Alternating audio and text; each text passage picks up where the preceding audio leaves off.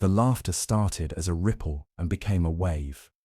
On the cracked asphalt of a Los Angeles schoolyard, beneath the unforgiving glare of an afternoon sun that seemed to burn with personal malice, a 10-year-old boy stood frozen in a widening circle of his peers. His name doesn't matter for this story, because in that moment, he could have been anyone.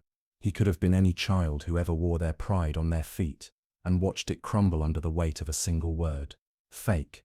The shoes were LeBron 15s, or at least they were supposed to be. Purple and gold, Lakers colorway, bought from a street vendor 3 weeks prior by a mother who worked double shifts at a downtown diner and saved for a month to see her son's face light up on his birthday. The stitching was slightly crooked, not enough to notice from a distance, but devastating under scrutiny.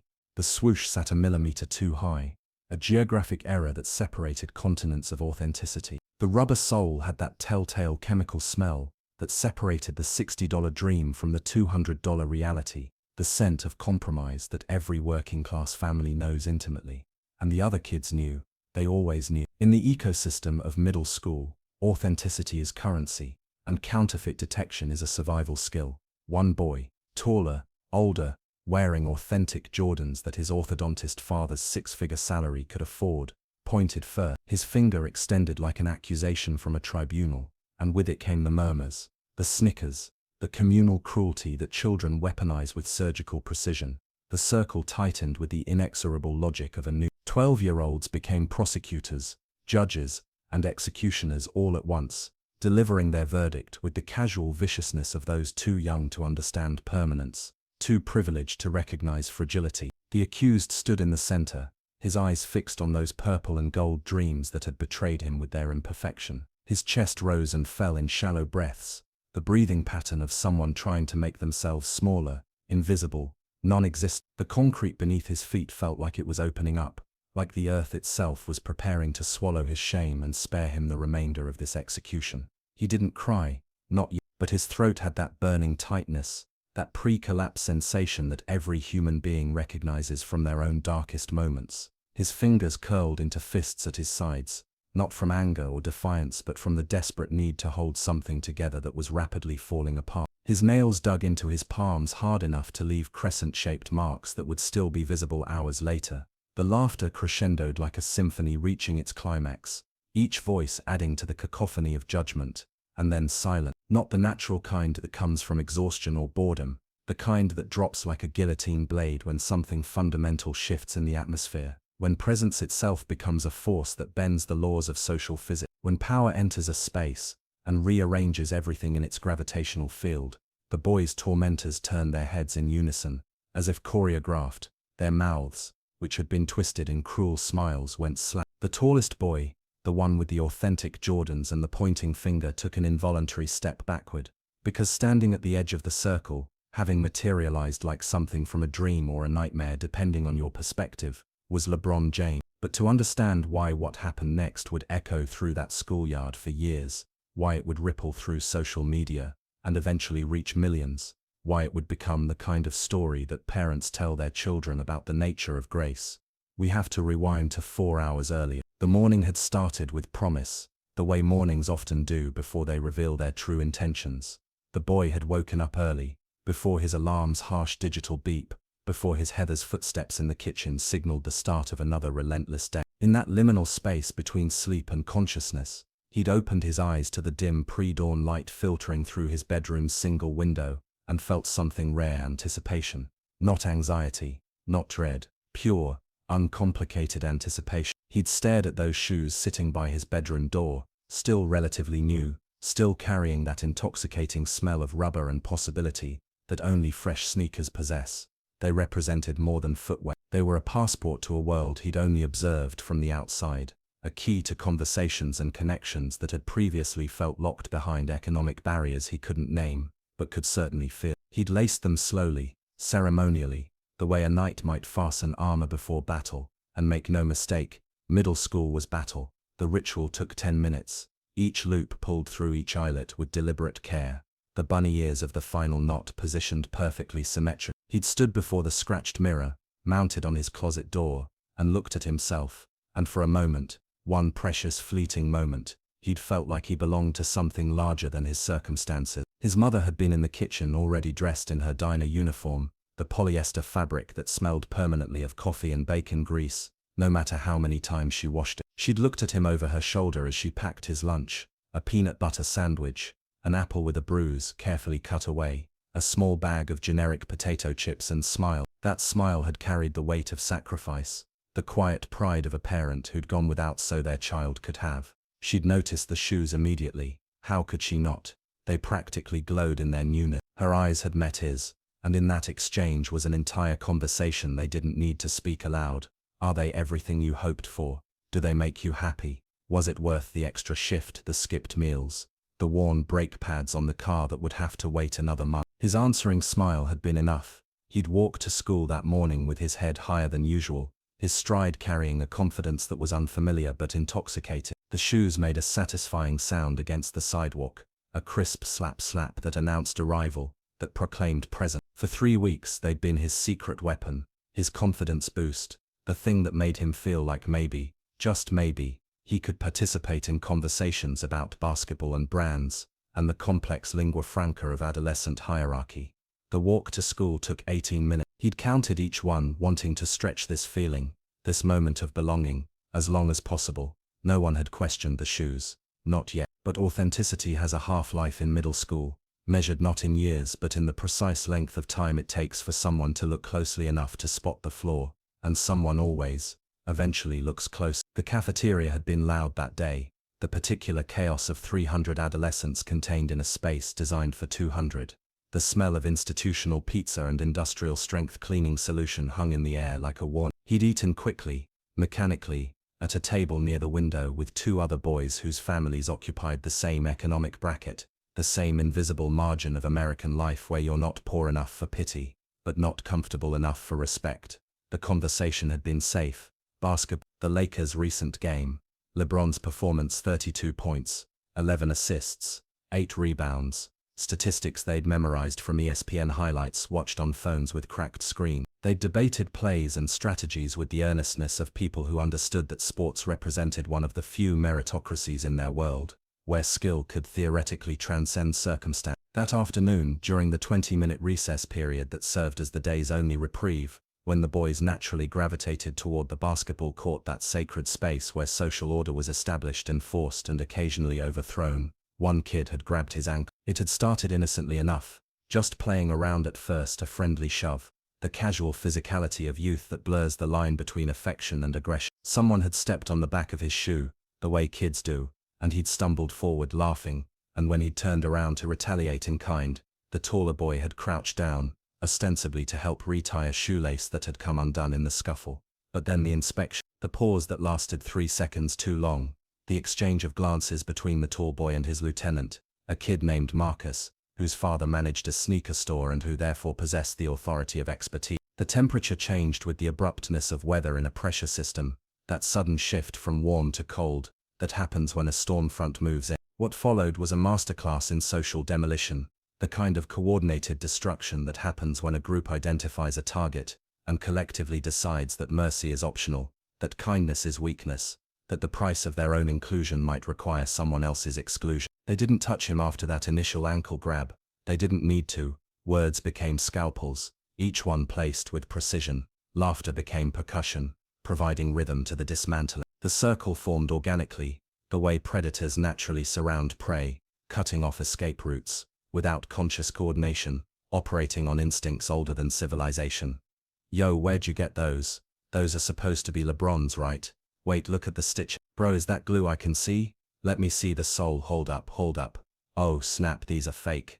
The word hung in the air like an indictment, like a diagnosis of terminal illness, like a brand burned into skin that would never fully heal. He'd tried to defend them at first. His voice, which hadn't finished changing and still cracked unpredictably between registers, had gone high with desperation. He'd insisted they were real, said his mom got them at a discount, a close-out sale, a special deal at a store going out of business. Each explanation sounded more desperate than the last, each justification undermining the previous one. But desperation has a sound, a frequency that humans are evolutionarily programmed to detect, and 12-year-olds can hear it like bloodhounds detect. The more he protested, the tighter the noose became. Other kids started to gather, drawn by the commotion, by the entertainment value of watching someone's social standing evaporate in real time.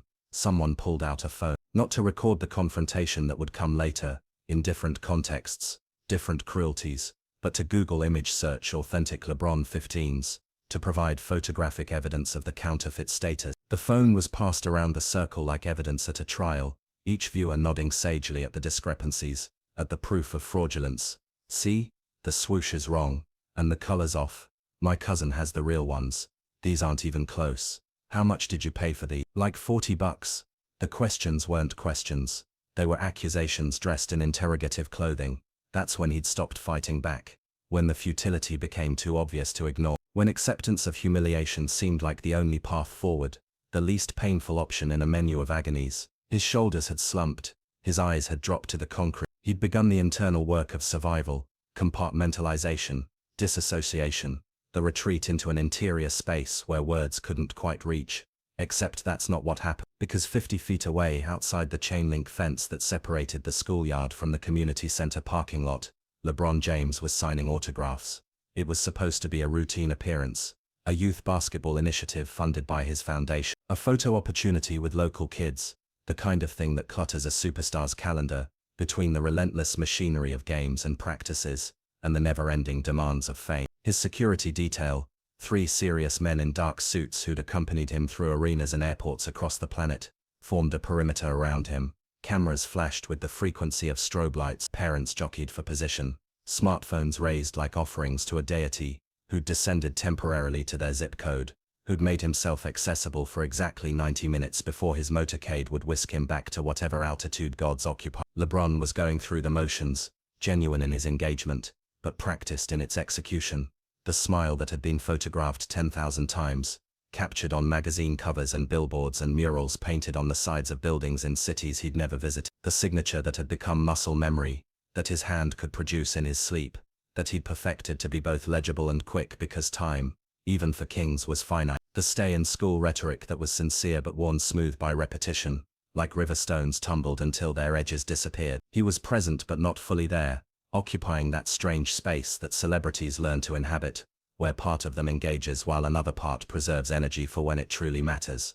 A woman in her 50s, wearing a Lakers jersey and tears of joy, had thrust a basketball toward him. Her hands shook as she explained that her son was deployed overseas, that this autograph was a birthday present she'd shipped to Afghanistan, that LeBron's Game 7 performance in 2016 had given her hope during her divorce, during her chemotherapy, during the long nights when hope felt like a luxury she couldn't afford. LeBron had listened, had looked into her, had signed the basketball and hugged her with the kind of embrace that acknowledged that sports, for all their manufactured drama, sometimes served as the vehicle for something more essential: connection, meaning, the feeling that we're part of something larger than our individual suffering. And then he'd heard it, not the individual words, from 50 feet away, through the ambient noise of traffic on Crenshaw Boulevard, and the overlapping conversations of 60 people all trying to be heard simultaneously. Specific syllables were impossible to distinguish, but tone carries across distances that language cannot. Cruelty has a frequency that cuts through ambient noise like a dog whistle, audible to those who've experienced it firsthand, who carry the scar tissue from similar wounds. And LeBron James, who'd grown up in Akron, Ohio, wearing shoes held together by duct tape and hope, who'd felt the burn of poverty's judgment in his own throat during his childhood, who'd learned that survival sometimes meant reading a room faster than you could read a playbook, who'd developed the hypervigilance that comes from growing up with nothing in a country that measures worth by what you own. He heard it. His head turned toward the schoolyard with the sudden alertness of an animal detecting a threat. Through the chain-link fence, past the rusted playground equipment that hadn't been updated since the Reagan administration, and the faded hopscotch squares whose painted numbers had been worn to ghosts, he could see the circle. The body language told the story before any words could reach. One kid in the center, shoulders hunched forward in the universal posture of defeat, weight shifted back on his heels, as if preparing to absorb a physical blow, the others leaning in with that aggressive forward tilt of adolescent dominance, that pack mentality that humans never fully outgrow. And then LeBron's eyes that had learned to track the rotation of a basketball through space, to calculate trajectories and angles in microseconds, to read defensive schemes before they fully formed, tracked downward to what had catalyzed this confrontation, to the shoes, purple and gold, his shoes, his name, his brand, his legacy, being used as the instrument of this child's public destruction. Something in his jaw tightened, a muscle flexing with the tension of recognition. His hands, which had been casually signing a jersey for a teenager with Down syndrome, paused mid-signature. The marker hovered in space, motionless, as his brain processed what his eyes had seen and what his experience had interpreted.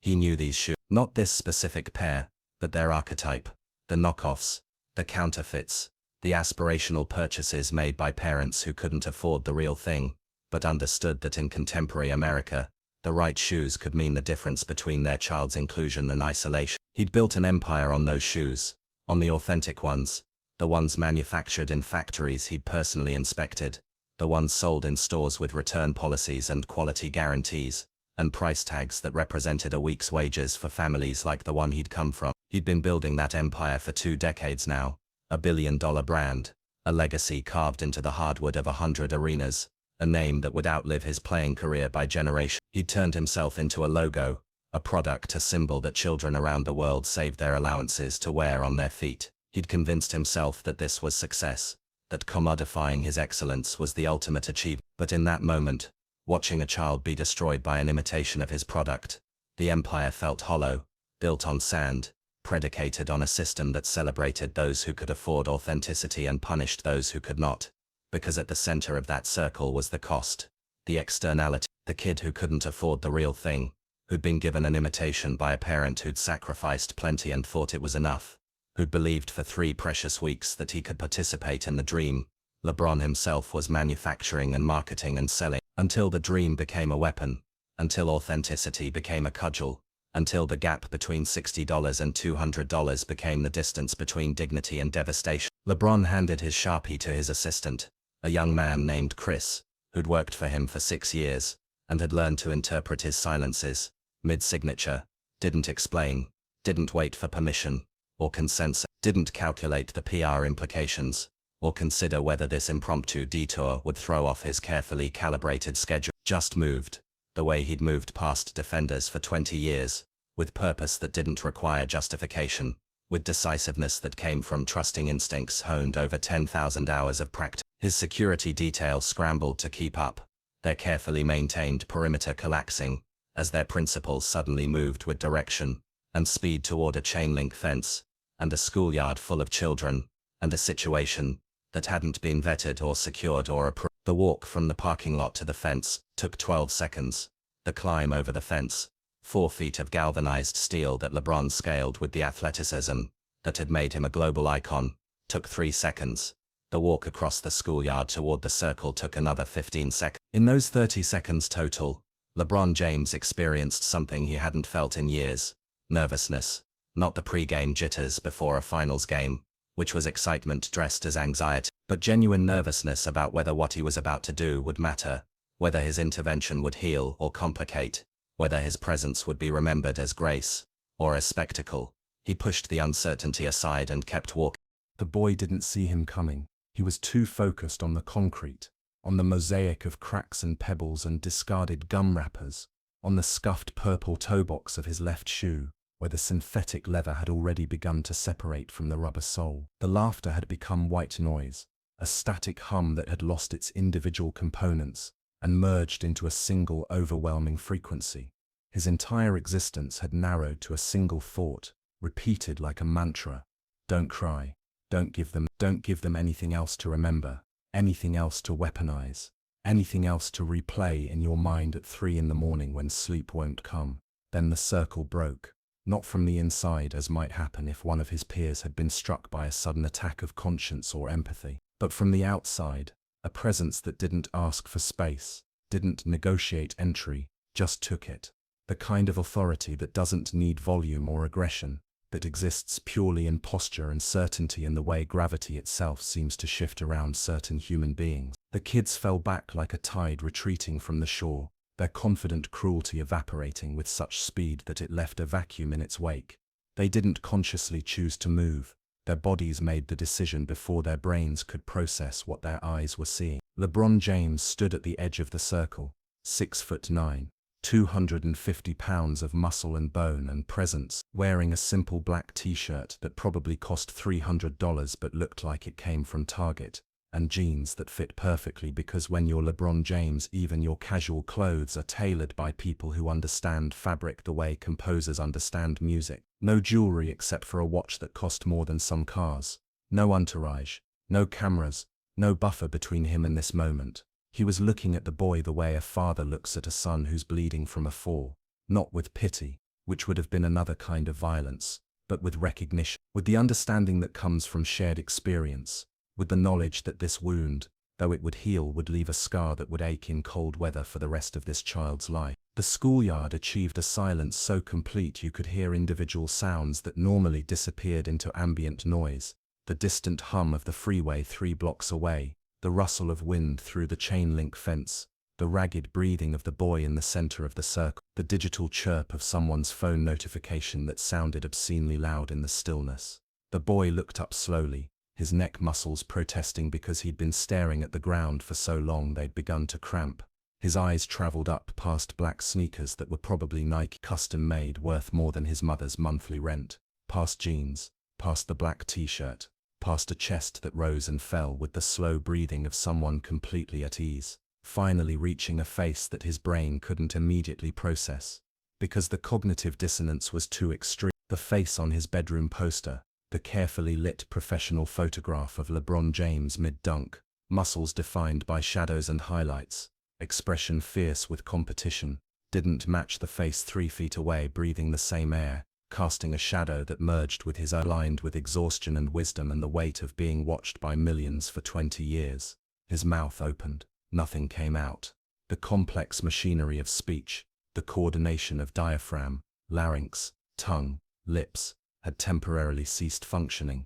LeBron crouched, not all the way to the kid's level that would have been condescending, would have suggested that the boy was somehow less than human, required special accommodation, but enough to reduce the gap, enough to signal that what was about to happen was between them, not for the audience, not for the phones that were already emerging from pockets, as kids realized that something significant was occurring, something that would need to be documented and shared and converted into social currency. He looked at the shoes, really looked, not the glancing assessment of someone checking if they're authentic, but the prolonged examination of someone trying to understand a story, at the crooked stitching that represented a factory worker in some distant country working 14-hour shifts for wages that couldn't support a family, at the off-center swoosh that marked this product as existing outside the official channels of commerce and quality control, at the proud purple that had been this child's armor 4 hours ago and his prison for the last 10 minutes, at the dreams and the compromise and the love and the sacrifice that these $60 shoes represented.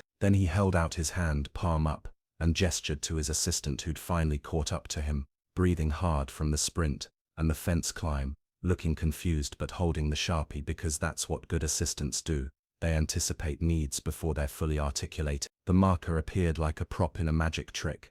LeBron took the boy's foot gently, no words yet, just the universal language of intention and permission, asked and granted through eye contact, and rotated it slightly to expose the white rubber sidewall. The boy's leg went stiff with tension, every muscle locked because his brain was still trying to catch up to reality, still trying to reconcile the impossibility of what was happening. The marker cap came off with a soft pop that sounded like a starting pistol in the silence, like the cork being pulled from champagne at a celebration, like the first note of a symphony before the orchestra joins in, and he signed it.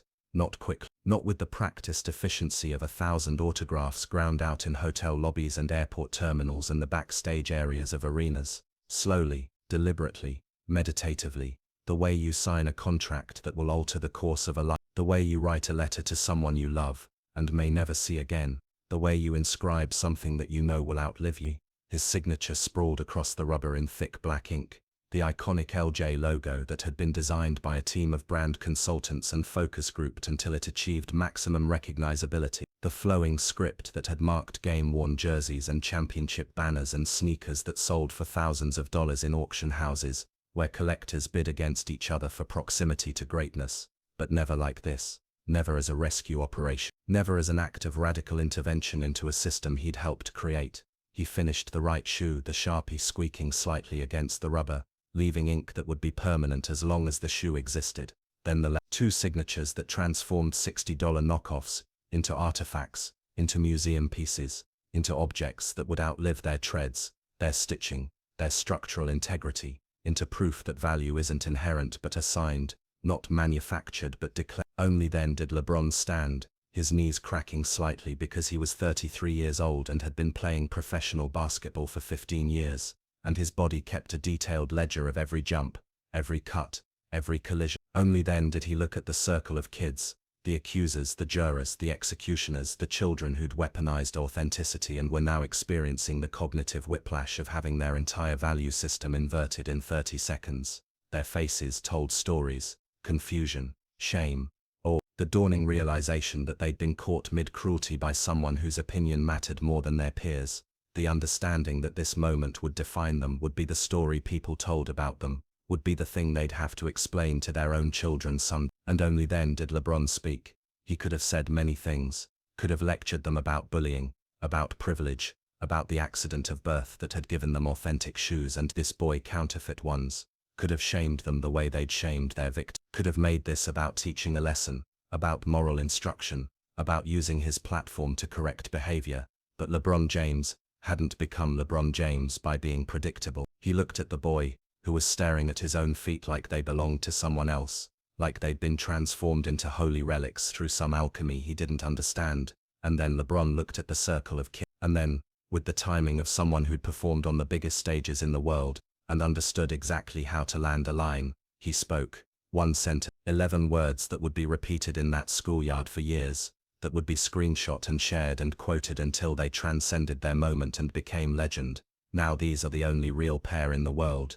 The boy didn't wear those shoes again, not to school, not to the pub, not to the corner store or his cousin's house, or anywhere his feet needed to take him, not because he was ashamed. Shame had evaporated the moment LeBron's Sharpie touched rubber, but because they'd transcended function. They'd become something else entirely, proof that the universe could on rare occasions bend in your favor, evidence that power, wielded correctly, doesn't crush, but elevate. They sat on a shelf in his bedroom, beneath the poster of LeBron mid-dunk, protected in a display case his mother bought with overtime money she'd earned working a Sunday brunch shift that left her feet swollen, and her back screaming. The case was acrylic, clear on all sides, with a small LED light installed at the base that made the signatures glow at night like something radioactive, like they contained an energy that regular objects didn't possess. She'd cried when she bought that case, not sad tears, the other kind. The kind that come when sacrifice is validated, when the system that usually grinds you down occasionally,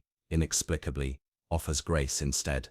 The boy would stand in front of that case sometimes, late at night when sleep wouldn't come, and stare at the signature, at the proof that someone powerful had seen him in his lowest moment and chosen intervention over indifference. He'd think about parallel universes, about how differently that afternoon could have gone if LeBron had arrived 5 minutes later, if his security detail had stopped him from climbing that fence, if he'd decided that his schedule mattered more than a schoolyard's drama. In school the dynamic shifted, not dramatically, not in the Hollywood way where bullies become best friends and orchestral music swells, but subtly, in the way that power balances always shift when someone powerful validates someone powerless. The kids who'd formed that circle couldn't look at him the same way. Every time they saw him, they saw the memory of their own cruelty reflected back and the presence of LeBron James standing in judgment. Some apologized, awkward middle school apologies delivered in hallways between classes, mumbled words that acknowledged harm without quite accepting responsibility. He accepted them because he understood that they were children too,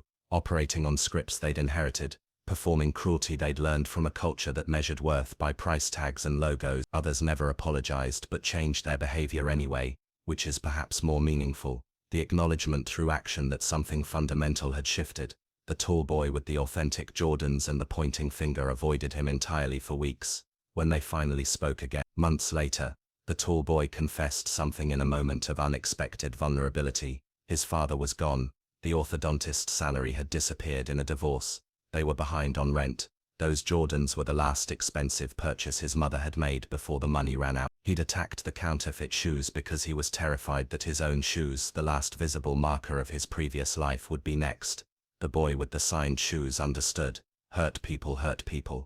The cycle continues until someone with power steps in and breaks. LeBron James walked back to the community center that day and finished his photo op, signed the rest of the autographs, posed for the requested pictures, did the interview with the local news station where he talked about youth basketball and education, and the importance of community investment. Never mentioned the schoolyard, never posted it to social media, and in an era where every celebrity action is calculated for maximum viral impact, that restraint was perhaps the most radical thing about the whole encounter.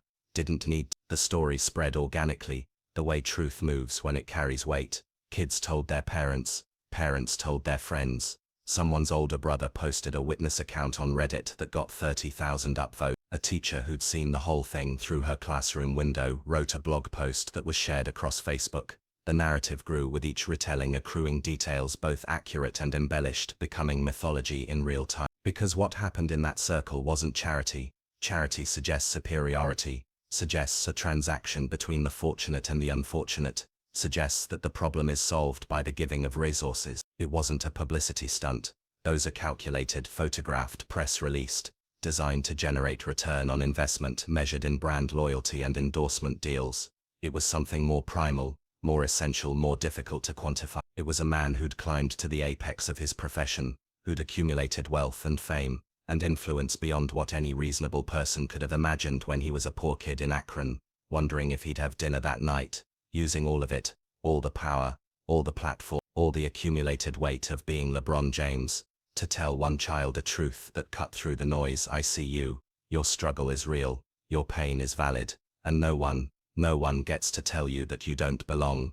The shoes in question would never be sold, never authenticated by any official channel or sneaker verification service, but they didn't need to be, because LeBron James, in that moment, had done what true kings do throughout history, what power is supposed to accomplish when wielded by people who remember their origins. He'd rewritten the rules of what was real, and in doing so, he'd taught a schoolyard full of children, and eventually, through the miracle of modern storytelling, millions more scattered across the world, that the only authenticity that matters is the kind you give to each other, the kind that says, you are enough, exactly as you are, even when the stitching is crooked, even when the swoosh sits a millimeter too high, even when the rubber smells like compromise instead of quality control, even when you can't afford the real thing and have to settle for the dream's approximation, even when the whole world tells you you're fake, that you're less than, that you don't measure up. Because sometimes, not often but sometimes, the only thing standing between shame and glory is someone powerful enough to bend reality, even slightly in your favor. Someone willing to use their platform not to sell you something but to tell you something, that your worth isn't determined by what you own, but by the fact that you exist, that you matter, that you're seen. And sometimes, if you're very lucky, if the stars align in ways that feel more like grace than coincidence, that someone is watching when you need them most. LeBron James returned to his regular life after that day, played basketball at the highest level, won championships, broke records, made billions, but in a quiet way, in a way that doesn't show up in highlight reels or ESPN segments. That moment in a schoolyard mattered more than any bucket he'd ever scored, because buckets are counted and forgotten, but grace echoes forever. That boy is 16 now. The shoes are still on the shelf. The signature's still visible, though the rubber has yellowed slightly with age. He's grown 6 inches. His voice has changed. He plays point guard for his high school team, wears whatever shoes fit his budget, no longer cares about logos or authenticity or the complex mathematics of social hierarchy. But he remembers, on nights when doubt creeps in, and it always creeps in, no matter how much we grow, he looks at those shoes and remembers that someone powerful saw him when he was powerless, and chose kindness over indifference. And that memory, more than any material possession, more than any authentic product, has become the realest thing he owns.